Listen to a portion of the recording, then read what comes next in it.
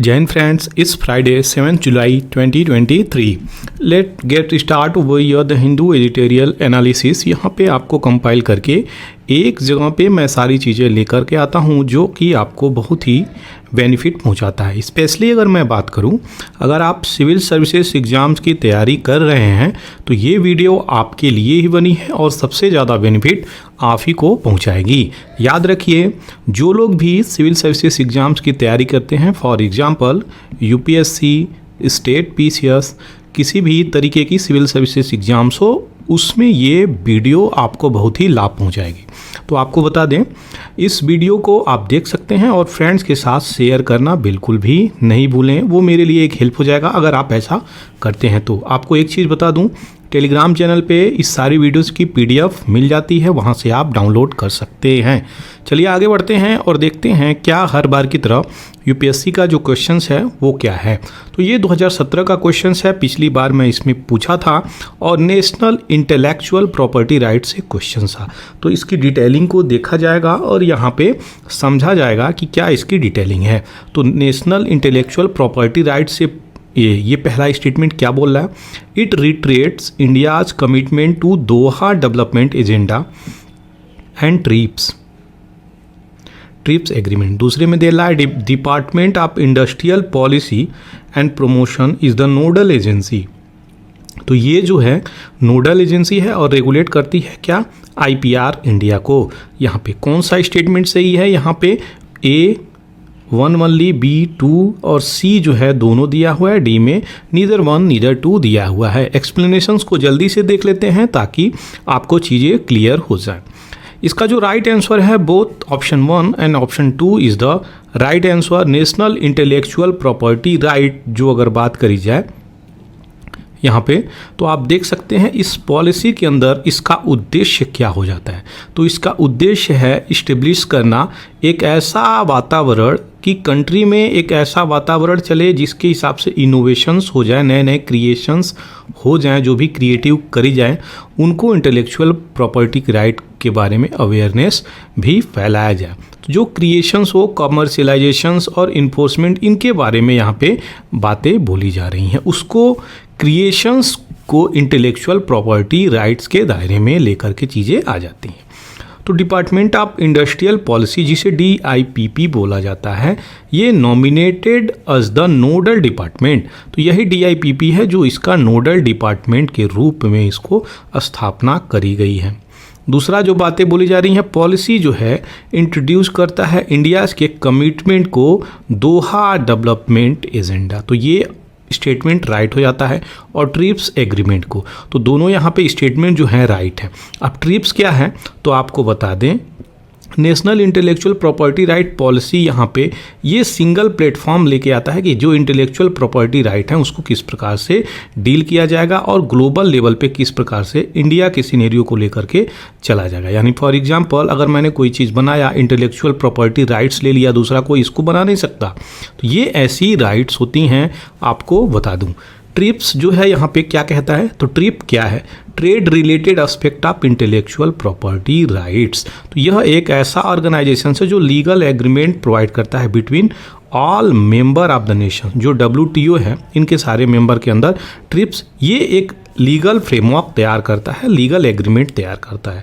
स्थापना की बात करी जाए कि कब से ये इफ़ेक्टिव है, तो 1 जनवरी 1995 से इफ़ेक्टिव है। आशा करते हैं ये चीज़ें क्लियर हो गई होंगी।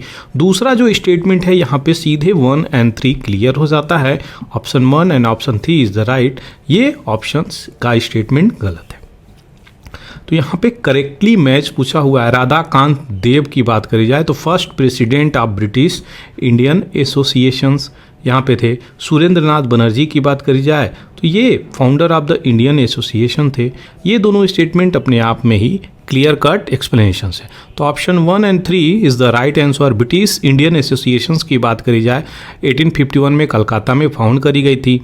Radhakant Dev was the first president of British Indian association, जबकि देवेंद्र नाथ टैगोर इसके सेक्रेटरी थे।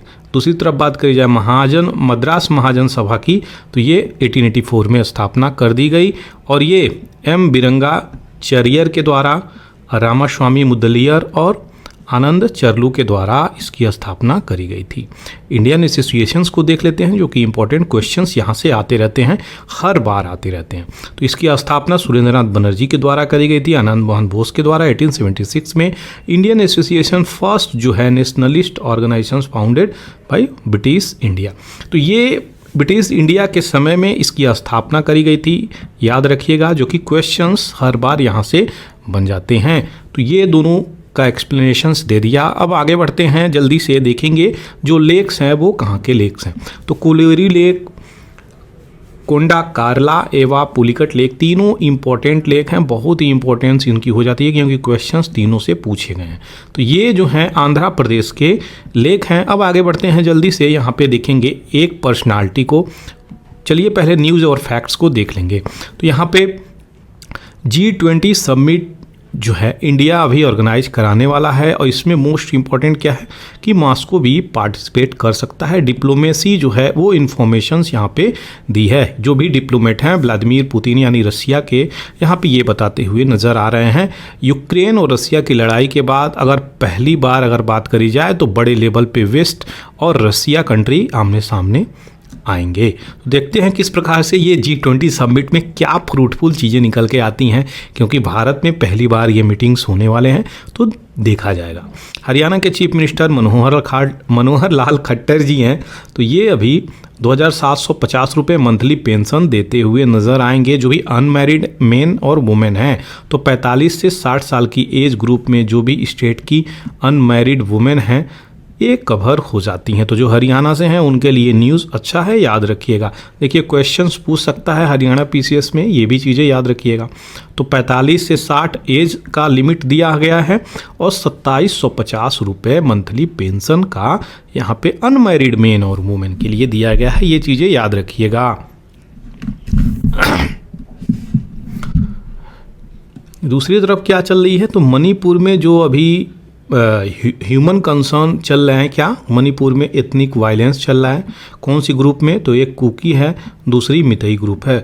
दोनों ये ट्राइबल ग्रुप हैं, याद रहे आपको, लेकिन कुकी जो है 6 शेड्यूल में आती है, मितई 6 शेड्यूल में नहीं आती। इसीलिए दोनों में एथनिक वायलेंस चल रहा है, क्योंकि हाई कोर्ट जो है यहाँ पे क्या बोला सीधे कि मितई ग्रुप को भी 6 शेड्यूल की बेनिफिट मिलनी चाहिए, तभी जाके ये वायलेंस इरप्ट आउट हो गया। क्यों? क्योंकि कुकी को ये चीज़ें एक्सेप्टेबल नहीं है, इसलिए दोनों में कॉन्फ्लिक्ट यहाँ पे चल रही है। तो ये चीज़ें हैं। अब यहाँ पे मणिपुर को लेकर के ये यूएस क्यों इतना कूद फान कर रहा है वो ज़रा देख लेंगे। यूएस हर चीज़ में कूद फान करता हुआ नज़र आता है। ये सीधे यूएस के एम्बेसडर जो हैं इंडिया में, इरिक ग्रेसिटी, क्या बोलते हुए नज़र आए, हाँ हम भी यहाँ पे सहायता कर सकते हैं, मदद कर सकते हैं इंडिया की, अगर हमसे मदद इंडिया लेता है तो तुम्हारी क्या ज़रूरत है, हमारे इंटरनल इशू हैं। तो इसको यही नहीं समझ में आता है, इतना छोटा सा चीज़ है, हर जगह अपना टांग अड़ा रहता है। दूसरी चीज़ें यहाँ पे निकल के आ रही हैं, collegium led by chief justice of India. तो भारत के चीफ जस्टिस ऑफ इंडिया कौन है, तो सभी लोग जानते होंगे, DY चंद्रचूड़। DY का मतलब ज़रा बता दीजिए तो कमेंट सेक्शंस में। यहाँ पे बात करी जाए चीफ जस्टिस, यहाँ पे आपको तो high court of Kerala, Orissa, Manipur, Andhra, Bombay, Telangana, Gujarat, यहाँ पे भरते हुए नज़र आएंगे, क्योंकि वैकेंसीज बहुत सारी है। और आपको बता दें सुप्रीम कोर्ट में, हाई कोर्ट में, डिस्ट्रिक्ट लेवल पे कोर्ट में बहुत सारी वैकेंसीज हैं जो अभी फुलफिलमेंट ही नहीं कर पा रही हैं, वैकेंसी भरी ही नहीं गई हैं। तो जुडिशरी सिस्टम केसेस को डील कैसे करेगी, इसीलिए तो वर्ल्ड में अगर बात करी जाए तो सबसे ज़्यादा अगर हम देखते हैं तो भारत में पेंडिंग केसेस रहेंगे ही, क्योंकि सीटें खाली हैं, रिजॉल्व कैसे होंगी। तो ये सारी चीज़ें हैं जो निकल के आ रही हैं। इंडिया फ्रांस जो है अपना अभी रिसेंटली यहाँ पे स्ट्रेटजिक पार्टनरशिप को और स्ट्रांगली क्रिएट करता हुआ नज़र आ रहा है। 25 साल की ये जो है कंट्री स्ट्रेटजिक पार्टनरशिप को अगले लेवल पे ले जाने के लिए तैयार है। Prime minister Narendra Modi France अभी विजिट करेंगे। उसकी परेड के दिन जो बेस्टाइल डे मनाया जाता है, कहाँ पे, France national parade day. News और फैक्ट्स के रूप में यहाँ पे कुछ और है, तो चंद्रयान 3 है, जो चंद्रयान की 3 डिटेलिंग मैं कल दूंगा। अब आज देता तो हर चीज़ में यहाँ पे बहुत लंबा हो जाएगा। चंद्रयान 3 की पूरी बैकग्राउंड डिटेलिंग मैं कल दे दूंगा, डोंट वरी। यहाँ पे जो है 14 जुलाई को इसको लॉन्च करने की बातें चलेंगी।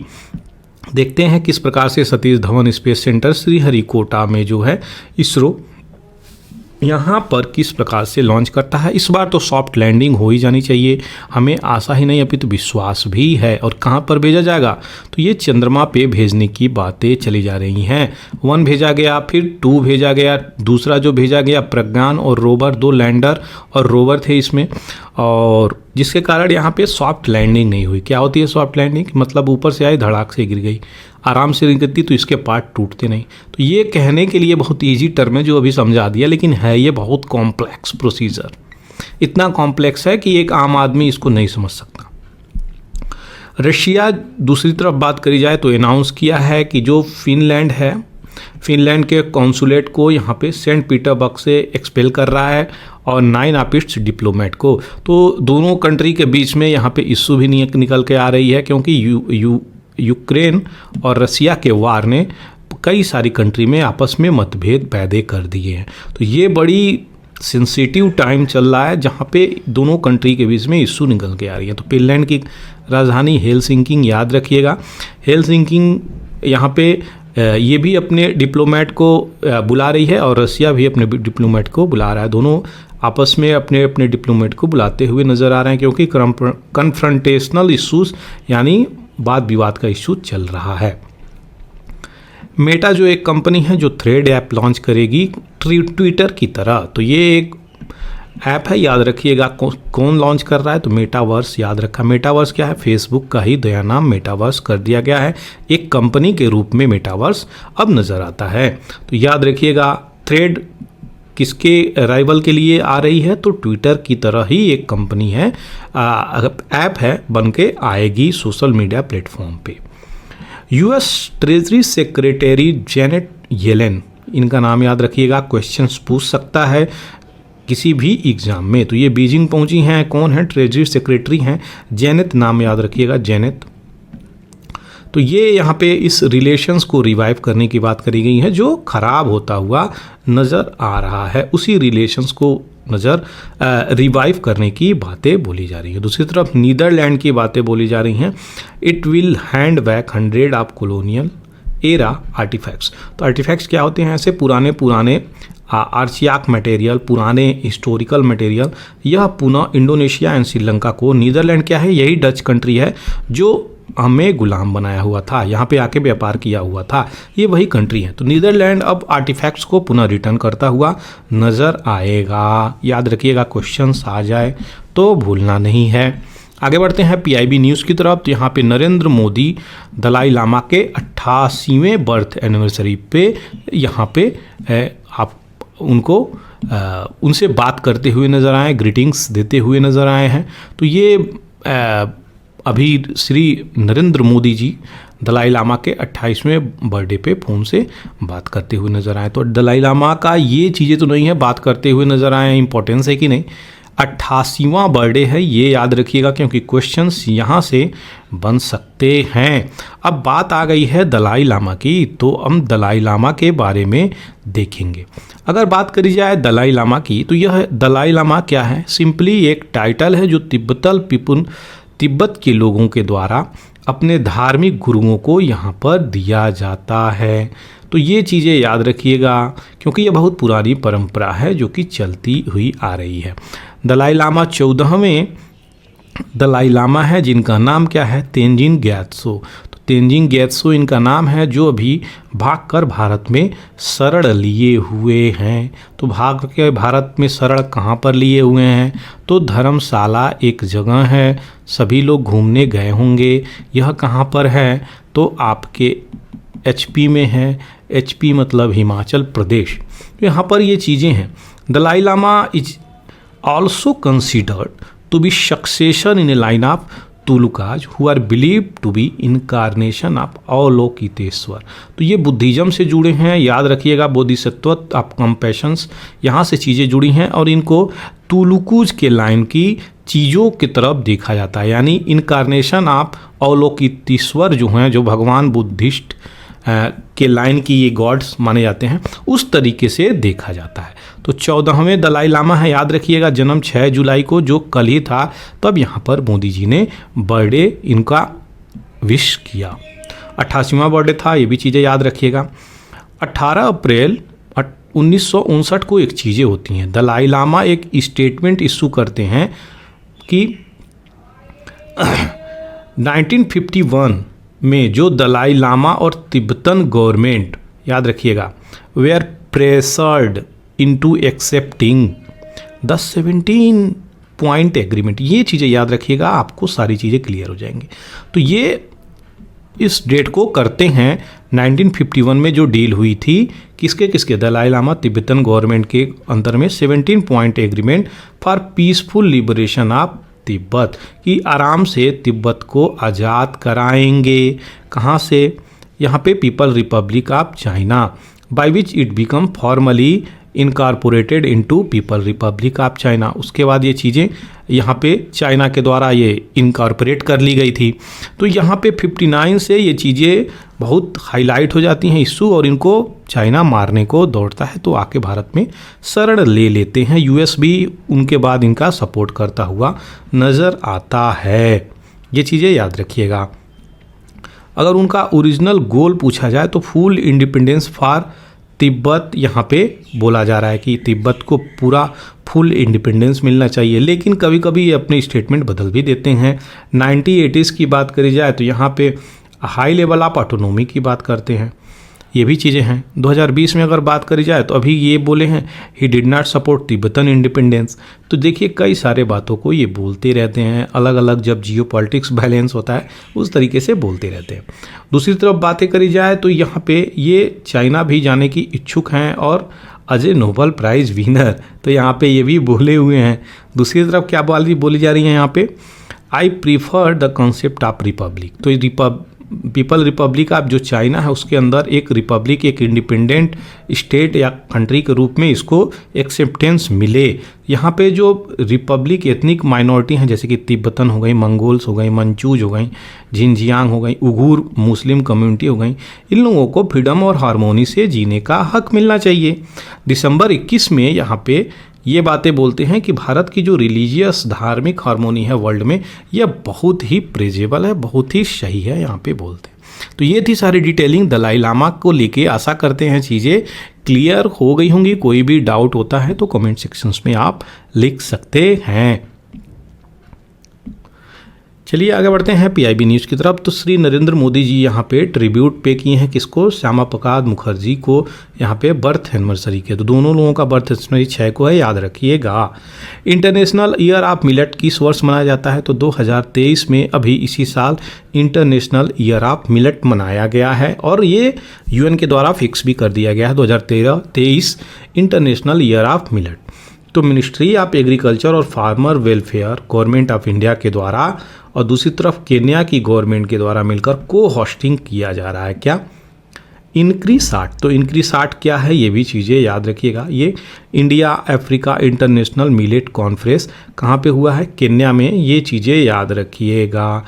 30 से 31 अगस्त के आसपास इसको ऑर्गेनाइज करने की डेट दी गई है। दूसरी जो बातें बोली गई हैं, 7th edition of Indian navy US navy SALVEX exercise यहाँ पे 6 जुलाई कोच्चि को होने वाली है। तो ये 6 जुलाई को चीज़ें हुई हैं। साल्वेक्स एक्सरसाइज किससे रिलेटेड है, याद रखिएगा। कौन कौन कंट्री हैं, तो इंडिया एंड यूएस से 2 कंट्री हैं। एक्सरसाइज से क्वेश्चन पूछ देता है। दूसरी तरफ यहाँ पे campus of IIT Zanzibar Tanzania में ओपन होने वाली है, ये भी याद रखिएगा। तो मेमोरेंडम ऑफ अंडरस्टैंडिंग हो गई है आईआईटी मद्रास के साथ। अगर क्वेश्चन पूछ दे किस आईआईटी के साथ तंजानिया में आईआईटी कैंपस खोलने की बातें बोली गई हैं, तो आपका होगा answer IIT Madras. World zoonosis day यहाँ पे 6 जुलाई को मनाया गया है, ये भी चीज़ें याद रखिएगा। और ये कमेमोरेट करता है कि ये पहला जो वैक्सीन्स बनाई गई थी जूनोटिक डिजीज़ पे, तो ये चीज़ें याद रखिएगा। आगे बढ़ते हैं मोमेंटम सॉफ्टेन। तो ये जो आपको अभी एडिटोरियल दिख रहा है, ये बहुत ही इम्पोर्टेंट एडिटोरियल है। आज की जो विशेष परिस्थिति में महंगाई चल रही है उसको लेकर के यहाँ पे कुछ फैक्ट्स फिगर को और उसके प्रोसेस को, इम्पैक्ट को यहाँ पे दर्शाया जाएगा। तो चलिए देखते हैं परचेजिंग मैनेजर इंडेक्स। तो यहाँ पे कौन व्यक्ति क्या खरीद रहा है, कौन सा फैक्ट्री कितना प्रोडक्ट मंगा रहा है, ये सारी डिटेलिंग परचेजिंग मैनेजर इंडेक्स में चीज़ें होती हैं। For India's manufacturing sector, India की मैन्युफैक्चरिंग सेक्टर और सर्विसेज बिजनेस एक्टिविटी इंडेक्स, तो ये जो हैं इकोनॉमी की ब्रॉडर सर्विसेज सेक्टर को यहाँ पे लाती हैं। S&P ग्लोबल एक कंपनी है, इसके द्वारा ये चीज़ें लाई गई हैं। तो परचेजिंग मैनेजर इंडेक्स की बात करी जाए यहाँ पे, तो ये अभी थोड़ा नरम ही चलता हुआ नज़र आ रहा है। सर्वे में 400 मैन्युफैक्चरर ये दिखाते हैं कि प्रोडक्शंस ग्रोथ जो है मेजर प्राइवेट सेक्टर फैक्ट्री में अभी थोड़ा ईज हुआ है, मार्जिनली अगर बात करी जाए ये थोड़ा गिरा हुआ है। दूसरी तरफ बात करी जाए 3 मंथ लो चल रहा है, जो कि ड्रैग डाउन हो गया है। किसी भी एक्टिविटी की बात करी जाए, ट्रांसपोर्ट, इंफॉर्मेशन, कम्युनिकेशन सेक्टर, इनमें सिक्वेंशियल लगातार गिरते हुए चीज़ें नज़र आ रही हैं। मैन्युफैक्चरिंग जो PMI की बात कर रहे हैं, परचेजिंग मैनेजर इंडेक्स की हम बात कर रहे हैं, तो यहाँ पे 31 मंथ यहाँ पे हाई चल रहा था। और दूसरी तरफ बात करी जाए तो अप्रैल में रजिस्टर्ड किया गया है हाईएस्ट, सीजनली अगर देखा जाए तो यहाँ पे हाईएस्ट चीज़ें। लेकिन जून की अगर डाटा को देखें हम, तो क्या निकल के आ रहा है, न्यू ऑर्डर एट फैक्ट्री, कहाँ पे ये डाटा को जो बोल रहा है कि जो फैक्ट्री हैं, जो कि आखिर वो भी प्रोडक्ट तो बनाएंगे ही बनाएंगे, तो फैक्ट्री प्रोडक्ट बनाएंगे तब तो मार्केट में जाएगा, मार्केट में जाएगा तब तो ह्यूमन यहाँ पे सेल परचेज करेगा, तो यहाँ पे होलसेलर के पास से तब रिटेलर के पास जाएगा, तब आप खरीदेंगे ना। तो यहाँ पे जो चीज़ें हैं फैक्ट्री ही अलग तरीके से बना रही हैं, क्योंकि डिमांड और सप्लाई की सारी चीज़ें हैं यहाँ पे। जिस प्रकार से डिमांड होगा उस प्रकार से मैन्युफैक्चर सप्लाई करेंगे, क्योंकि मार्केट में आखिर में उनका भी तो सामान फंसना नहीं चाहिए। तो ये यहाँ पर चीज़ें निकल रही हैं। 30% of the manufacturing PMI weight यहाँ पे बातें बोली जा रही हैं। स्ट्रॉन्गेस्ट पेस इन 28 मंथ, 28 महीने की अगर बात करी जाए तो स्ट्रॉन्गेस्ट पेस है, लेकिन डिमांड कि हम जहाँ बात करते हैं वहाँ पे हायर लेबर कॉस्ट आ जाता है। तो लेबर कॉस्ट भी यहाँ पे बढ़ता हुआ नज़र आ रहा है, जिसके कारण इन्फ्लेशन यानी महंगाई, प्राइस राइज हो रहे हैं। तो rate of increase in price of manufactures finished good to a 13 month high, तो ये चीज़ें हैं जो कि अभी फिनिश्ड गुड का मैन्युफैक्चर प्राइजेस जो कि बढ़ता हुआ नज़र आ रहा है। तो ये थी सारी चीज़ें। Absence of data of MSME segment, दूसरी तरफ माइक्रो स्मॉल मीडियम इंटरप्राइजेस का जो सेगमेंट है उस डाटा को अगर हम देखते हैं, यानी ये छोटे छोटे लघु उद्योग हैं, उनकी बातें MSME में करी जा रही हैं। तो ये जो अब्सेंस ऑफ द डाटा यानी डाटा ही नहीं है जिस पे, उस पे हम किस प्रकार से अपनी चीज़ों को लेकर चलेंगे। एम्प्लॉयमेंट जो है कई लोगों की ख़त्म होती हुई नज़र आ रही है। जॉब क्रिएशंस फॉर्मल इकोनॉमी में किस तरीके से चल रही है हम सभी लोग जानते हैं। तो ये जो है एक रिस्की फैक्टर है। S&P ग्लोबल सर्वे में ये कह रहा है कि प्राइवेट सेक्टर एम्प्लॉयमेंट यहाँ पे स्ट्रेंथन हुआ है, बढ़ा हुआ है। यहीं पे मैन्युफैक्चरिंग रिकॉर्ड कर रहा है स्ट्रॉन्गर एक्सपेंशन जॉब में। तो ये चीज़ें हैं जो अलग अलग फील्ड में अलग अलग तरीके से डेवलपमेंट नज़र आ रही हैं। वहीं पे पॉलिसी मेकर की हम बात अगर माने और देखते हैं तो क्या आवश्यकता है यहाँ पे, तो एक वॉच करने की ज़रूरत है कि किस प्रकार से जो ट्रेंड चल रहा है वो आउटपुट प्राइस को लेकर चल रहा है, किस प्रकार से मैन्युफैक्चर कार्य कर रहे हैं। अगर MSME का आंकड़ा ही नहीं होगा तो आप क्या रेट वॉच करेंगे, किस हिसाब से प्रोडक्शन चल रही है, किस हिसाब से मार्केट में रिटेलिंग चल रही है, ये सारे डाटा ही नहीं रहेंगे। कौन कितना डिमांड रख रहा है, कंजम्पशंस क्या कर रहे हैं, तो ये चीज़ें क्या हो जाएंगी, ये इशू क्रिएट करेंगी, क्योंकि आपके पास डाटा ही नहीं है, इन्फॉर्मेशंस नहीं है। तो ये चीज़ें हैं जिसके कारण आपको फूड इन्फ्लेशंस को भी आप कंट्रोल नहीं कर पाइए, क्योंकि आपका डाटा ही नहीं है। तो ये इशू निकल के आ रही है, ये देखने योग्य बातें हैं। अब आगे बढ़ते हैं नए एडिटोरियल की तरफ।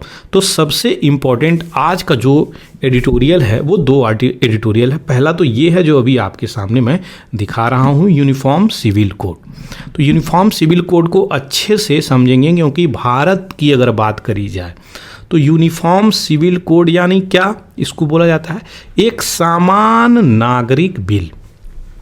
तो समान नागरिक बिल कैसे आप ला सकते हैं, अगर हम ऐसी बातों को देखा जाए कि क्या समान नागरिक बिल भारत में लाया जा सकता है, क्योंकि भारत में विभिन्न प्रकार की विविधताएं हैं। कहा जाता है कोस कोस पे बदले पानी, यानी कुछ किलोमीटर आप आगे बढ़ गए हैं तो वहाँ पे भाषा, संस्कृति, कल्चर बदल रही है। तो फॉर एग्जांपल अगर अपने एक डिस्ट्रिक्ट को दूसरे डिस्ट्रिक्ट में जाते हैं तो वहाँ पे अलग प्रकार के भाषाओं का प्रयोग होने लगता है। अपने भारत में इस प्रकार की विविधताएं हैं, फिर भी क्या हम यूनिफॉर्म सिविल कोड ला सकते हैं? तो जी हाँ, हम ला सकते हैं भारत में यूनिफॉर्म सिविल कोड, बशर्ते किसी भी धर्म की, जात की चीज़ें इम्पैक्ट नहीं होनी चाहिए जो आपके फंडामेंटल राइट्स में मेंशन है। तो इन चीज़ों को भी देखकर सही प्रकार से अगर चीज़ें लाई जाती हैं तो ये चीज़ें संभव हो जाएंगी। अब थोड़ा एडिटोरियल को हम लोग देखेंगे तो यहाँ पे इंडिया जो है एक डाइवर्स नेशन है, पहले ही बताया, यानी विविधताएं भैया बहुत हैं। तो यहाँ पे फ्लोरा फौना की भी विविधताएं हैं, ह्यूमन की भी विविधताएं हैं। तो कल्चर, सिविलाइजेशंस, रिलीजन, ट्रेडिशंस, हर चीज़ की यहाँ पर विविधताएं नज़र आएंगी। बहुत सारे धर्म यहाँ पे रह रहे हैं। तो जो लोगों की पर्सनल लॉ है, पर्सनल लॉ क्या है कि किस हिसाब से आप डाइवोर्स देंगे, आपका रिलीजन क्या है, कुछ पर्टिकुलर सेट ऑफ रूल्स हैं, रेगुलेशंस हैं जो गवर्न करती हैं, जैसे कि मैरिज, डाइवोर्स, एडॉप्टेशंस किस हिसाब से, और इनहेरिटेंस एंड सक्सेशन। इसका क्या मतलब होता है कि एक पीढ़ी से दूसरे पीढ़ी तक जो प्रॉपर्टी ट्रांसफर्स हो रही है वो इनहेरिटेंस और सक्सेशंस को बोलते हैं। तो यहाँ पे इट वुड बी एक्यूरेट, यहाँ पे बातें बोली जा रही हैं। अभी आज के डेट में बहुत सही समय होगा अगर यूनिफॉर्म सिविल कोड को यहाँ पर हम लागू करते हैं। तो यह जो है बहुत ही तरीके से इनइक्वालिटी, इनकंसिस्टेंसी जो अपने देश में फैली हुई है उसको कम करती हुई नज़र आ रही है। ये मैंने बोल रहा हूँ, ये बोल रहे हैं एडिटर कौन है? Formal vice president. Formal vice president of India कौन थे? कमेंट सेक्शंस में बताइए। तो ये उनका कहना है। अब दूसरी तरफ क्या बातें बोली जा रही हैं कि ये सोशल हार्मोनी लाएगी, इकोनॉमिक और जेंडर जस्टिस भी लेके आएगी। तो अगर ये चीज़ें देखी जाए, क्या जो चीज़ें हैं कि भारत में जो विविधताएं हैं उस हिसाब से उन विविधताओं को देखते हुए क्या ये चीज़ें लाया जा सकता है? तो इन्हीं सब चीज़ के ऊपर डिबेट भी हुआ था। जब भारत के संविधान का निर्माण हो रहा था तो कॉन्स्टिट्यूएंट असेंबली में यूसीसी के ऊपर भी डिबेट हुआ था। इन्हीं डिबेट को भारत का सुप्रीम कोर्ट भी कोट कर करके, यानी उसका आधार मान के सुप्रीम कोर्ट अपना जजमेंट भी देता रहा है। अगर कॉन्स्टिट्यूएंट असेंबली की हम बात करें तो यहाँ पर डिबेट हुए हैं। वो डिबेट बाबा भीमराव अंबेडकर जी के द्वारा क्या कहे गए हैं, तो हम चलिए उनको बारीकियों से देखेंगे और समझेंगे क्या उस समय की परिस्थिति थी और क्या आज की परिस्थिति है। इन परिप्रेक्ष्य में भारत में यूनिफॉर्म सिविल कोड आवश्यकता है क्या? तो जो चीफ आर्किटेक्चर हैं सभी लोग जानते हैं किस चीज़ के? भारत के संविधान के निर्माता, इन्हीं को माना जाता है। तो ये हैं बाबा साहब भीमराव अंबेडकर। ये स्ट्रॉन्ग कंटेंशन दिखाए थे कॉन्स्टिट्यूएंट असेंबली में कि इसको फ्रेम किया जाए।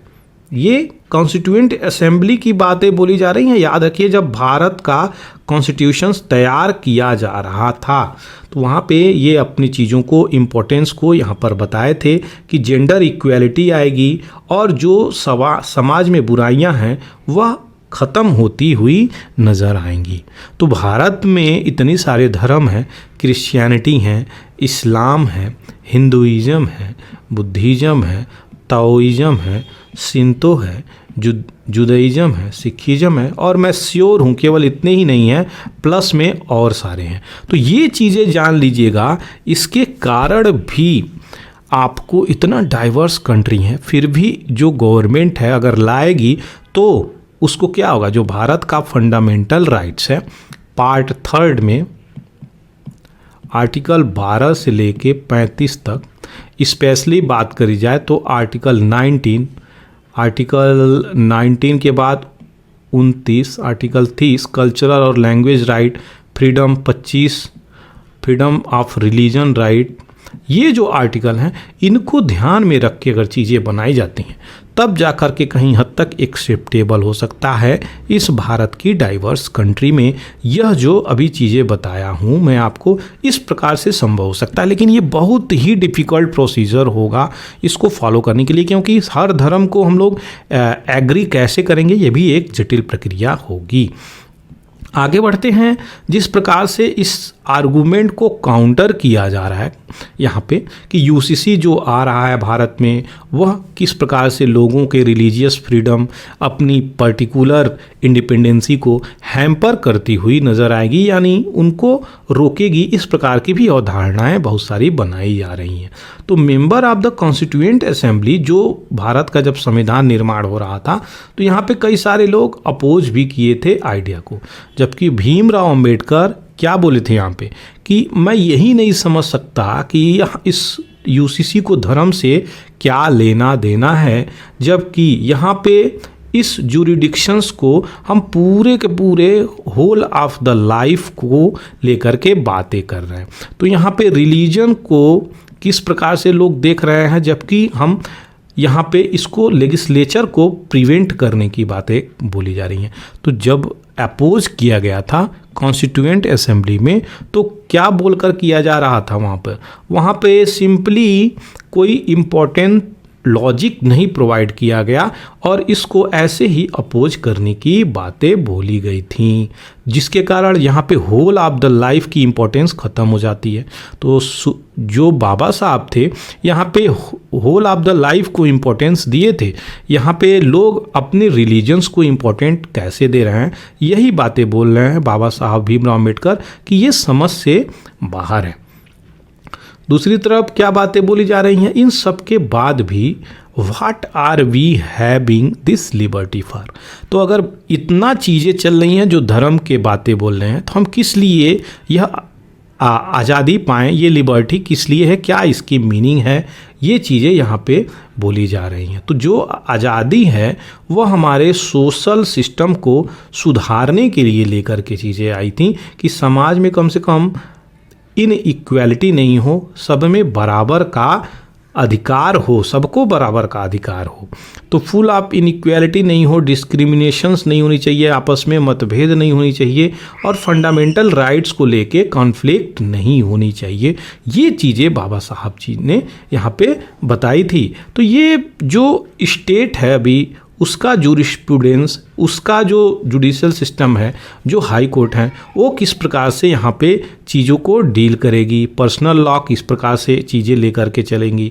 तो कुछ चीज़ें personal law shall be excluded, तो ये जो पर्सनल लॉ है shall be excluded from the jurisdiction of the state. तो ये यहाँ पे चीज़ें कुछ बोली जा रही हैं। दूसरी तरफ जो कॉन्स्टिट्यूएंट असेंबली में डिबेट हुई थी, तो वहाँ पे पर्सनालिटी बहुत प्रोमिनेंट पर्सनालिटी थी। ड्राफ्टिंग कमेटी के ये मेंबर लोग जैसे कि अलाड़ी कृष्णा स्वामी अय्यर जी, ये ड्राफ्टिंग कमेटी के मेंबर थे। तो ड्राफ्टिंग कमेटी के मेंबर ये क्या बोले, तो आर्टिकल जो है यह एमिटी को एम करता है। तो इसका उद्देश्य क्या है कि यह कहीं ना कहीं आपको आगे ले जाने के लिए प्रेरित करता है, एकत्व की बात करता है। तो इसका उद्देश्य ही यही है कि यह इस तरीके से लाया जाए कि किसी प्रकार से कोई इश्यू न हो। दूसरी तरफ इन्हीं ड्राफ्टिंग कमेटी के एम मुंशी जी थे, ये क्या बोल रहे हैं कि जो यूसीसी है कॉन्स्टिट्यूएंट असेंबली में, तो इसको लेकर क्या बोलेंगे, इस पॉइंट पे इन्होंने बोला कि ये जो भी हम लोग कर रहे हैं, whether we are going to consolidate and unify our personal law in such a way that way of life of whole countrymen may course of time unified। तो हम इसको इस प्रकार से लेकर चलें कि जो पूरे भी देश के नागरिक हैं वह यूनिफाइड हों और सेकुलर भी हों। तो यूनिफाइड और सेकुलर हो, तो भारत का सेकुलरिज्म तो यही बोलता है ना कि आपका स्टेट का जो है, भारत के नागरिकों के उनके रिलीजन से कोई भी चीज़ नहीं है, यानी सिंपली स्टेट जो है उसका कोई रिलीजन नहीं है और सेपरेशन वाली चीज़ें हैं। तो भारत में भारत का कोई रिलीजन नहीं है, यहाँ पे अपनी सेकुलरिज्म पॉलिसीज में ये चीज़ें मेंशन है। आपका भाई अपना पर्टिकुलर इंडिविजुअल रिलीजन है, आप उसको फॉलो करिए, वेरी सिंपल। ये चीज़ें भारत के संविधान में डाली गई हैं। तो ये चीज़ें क्या कंसेंसस निकल के आती हैं कि यूसीसी ये इस तरीके से नहीं पहुंची जो डिबेट होनी चाहिए, और यहाँ पे असहमति जाहिर होने की वजह से कॉन्स्टिट्यूएंट असेंबली में ये चीज़ें पास नहीं हो सकी, जिसके कारण परंतु ये चीज़ें आर्टिकल 44 में DPSP में directive principle of state policy में ये चीज़ें मेंशन कर दी गई हैं। क्या कि यूनिफॉर्म सिविल कोड होना चाहिए, जो कि अब गवर्नमेंट यहाँ पे हाथ डाल रही है कि इसको लेकर के आया जाएगा। टॉप कोर्ट यानी जो सुप्रीम कोर्ट है, हाई कोर्ट है, ये टॉप कोर्ट है। ये क्या किस केस में? तो शाहबानो के केस में यहाँ पर बताते हुए भी नजर आए कि ये जो मैटर है बहुत दुखद है कि आर्टिकल 44 अभी भी डेड लेटर के रूप में पड़ा हुआ है।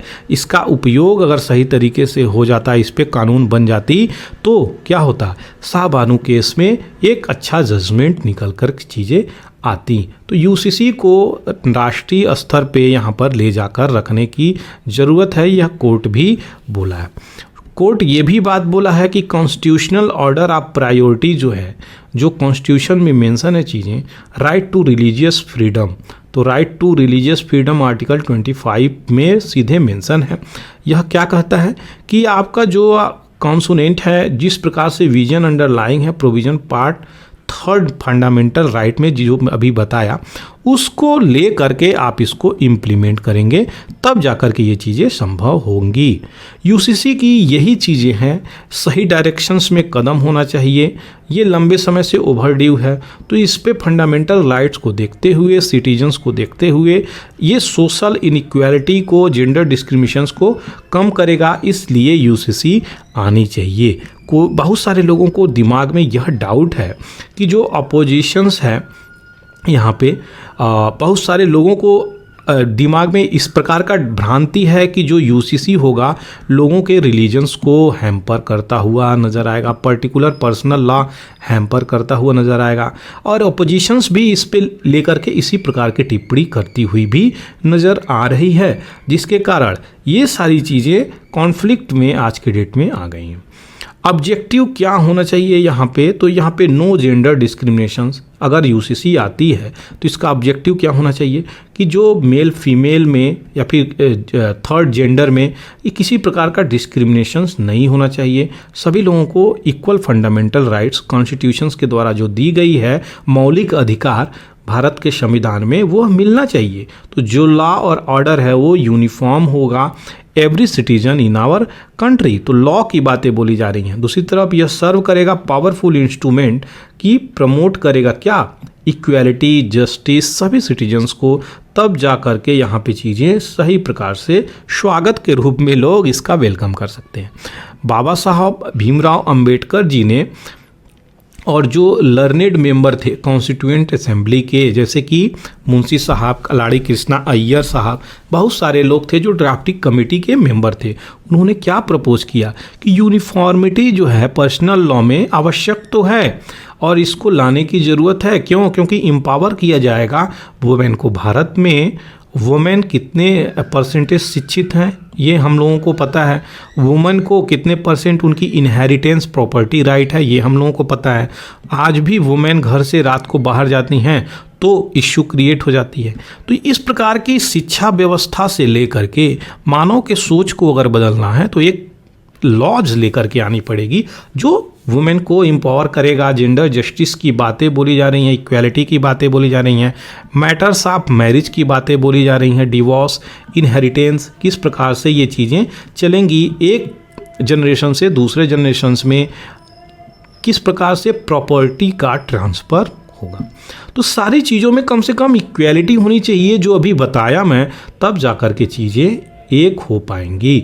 UCC would eliminate discriminatory practice, जैसे कि जो वुमेन को राइट से डिप्राइव कर दिया जाता है, जो औरतें हैं उनको ज़मीन के हकों से अभी भी आज के डेट में उनको नहीं दी जाती है। जबकि मेल लड़का पैदा होता है तो उसको इनहेरिटेंस बाप की जो पिता की जो अधिकार हैं, जो लैंड के अधिकार हैं, एसेट हैं, संपत्ति हैं, उसका सीधे पिता से पिता यानी मेल टू मेल ट्रांसफ़र हो रहे हैं। बहुत ज़्यादा से ज़्यादा परसेंटेज में। लेकिन अब ये चीज़ें धीरे धीरे चेंजिंग हो रही हैं, ये ऐसी चीज़ें हम मान सकते हैं। बहुत सारे ऐसे भी लोग हैं जो अपने बेटियों को इनहेरिटेंस में रख रहे हैं, उनको भी अधिकार लैंड और एसेट में दिए जा रहे हैं।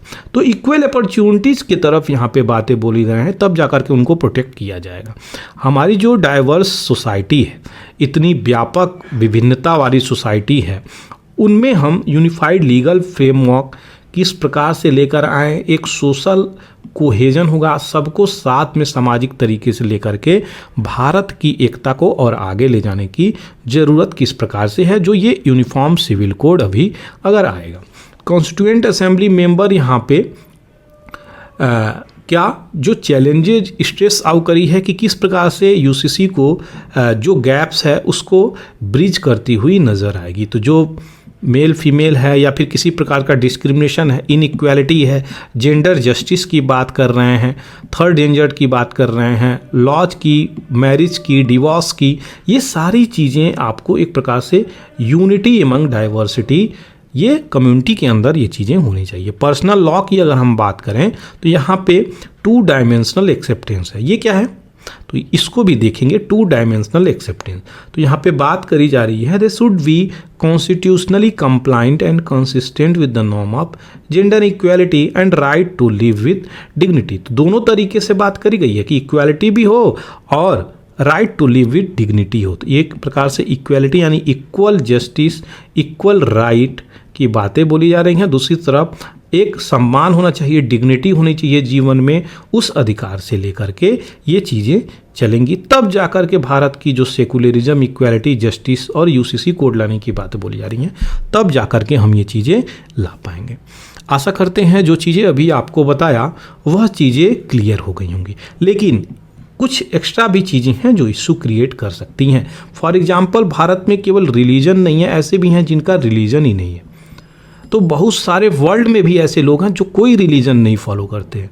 दूसरी चीज़ें जो हैं, भारत में ट्राइबल भी पॉपुलेशंस हैं जिनका अपना सेट ऑफ रूल्स है, वो अपने प्रिंसिपल्स, अपने गॉड को फॉलो करते हैं, उनका फॉरेस्ट से बहुत क्लोज कनेक्शंस है, तो वो अपनी चीज़ों को फॉलो करते हैं। अगर आप सब यूनिफॉर्म सिविल बना दीजिएगा तो ये भी देखने की ज़रूरत है कि जो फंडामेंटल राइट्स में सभी लोगों को, माइनॉरिटी से लेके जिनको भी अधिकार दिया गया है, उनके कल्चरल राइट्स की, लैंग्वेज राइट्स की, रिलीजियस राइट की, वह ब्रीच नहीं होनी चाहिए, वह हैम्पर नहीं होनी चाहिए, टूटनी नहीं चाहिए। तो ये फंडामेंटल मौलिक अधिकार का हनन न हो पाए, यह भी गवर्नमेंट को सोचने की ज़रूरत है। तब जाकर करके यूनिफॉर्म सिविल कोड, समान नागरिकता, नागरिक विल, ये जो चीज़ें लाने की ज़रूरत है। मानसून सेशन में लगता है, इस मानसून सेशन में शायद इस पे डिबेट होगा। तो ये मानसून सेशन में अगर लाने की सोच रही है तो ये सारी पहलुओं को यहाँ पर देखने की आवश्यकता है, ऐसा एडिटर बोल रहे हैं। चलिए आगे बढ़ते हैं, यहाँ पे देखते हैं नए एडिटोरियल को, जो कि इंटरनेशनलाइजेशन ऑफ रुपी चल रहा है। यानी भारत की जो रुपी है ना, जो करेंसी चलती है, उसको इंटरनेशनल स्तर पर एक्सचेंज सिस्टम में डाला जा रहा है। डाले जाने की प्रोसेस में गवर्नमेंट आगे बढ़ रही है। तो क्या हम देखेंगे, गवर्नमेंट अनाउंसमेंट तो कर दी है कि हम जो है इसको इंटरनेशनलाइज करेंगे, किसको, रुपी को, लेकिन बहुत लंबी लड़ाई है, इतना छोटी लड़ाई ये चीज़ें नहीं है और हम इससे अभी बहुत दूर हैं, कोसों दूर हैं ये चीज़ें करने की। 1950 की अगर बात करें तो इंडियन रुपी जो है लीगल टेंडर था फॉर ऑलमोस्ट ऑल ट्रांजैक्शंस, जैसे कि यूनाइटेड अरब अमीरात यूएई में था, कुवैत में था, बहरीन में था, ओमान में, कतार में और गल्फ मोनार्की कंट्री में भी रुपी को एक्सेप्टेंस मिलती थी। तो ये नहीं था कि पहले कभी भी नहीं मिलती थी, 1950 के सेशन में मिलती थी।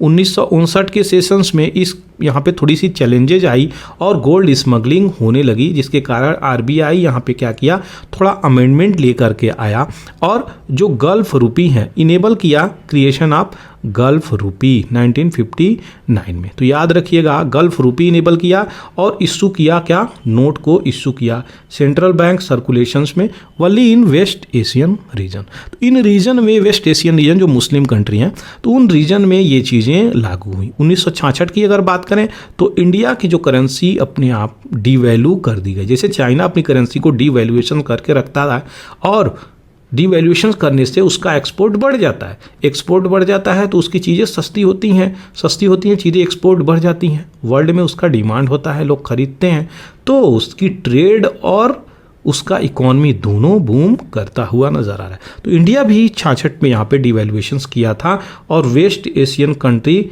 यहाँ पे रिप्लेस करी थी रुपी को, ये चीज़ें याद रखिएगा। तो डिवैल्यूएशंस किया तो भारत भी यहाँ पे, यूएस भी चाइना को लेके इशू क्रिएट कर रहा है कि चाइना तुम अपना रुपी जो है, रुपी नहीं है चाइना में, रेनमिंबी है, RMB, तो अपना रुपी क्यों डिवैल्यूएशंस करके रखते हो। तो जिस तरीके से भारत में रुपया चलता है, चाइना में रेनमिंबी चलता है, जिसको RMB शॉर्ट में बोलते हैं।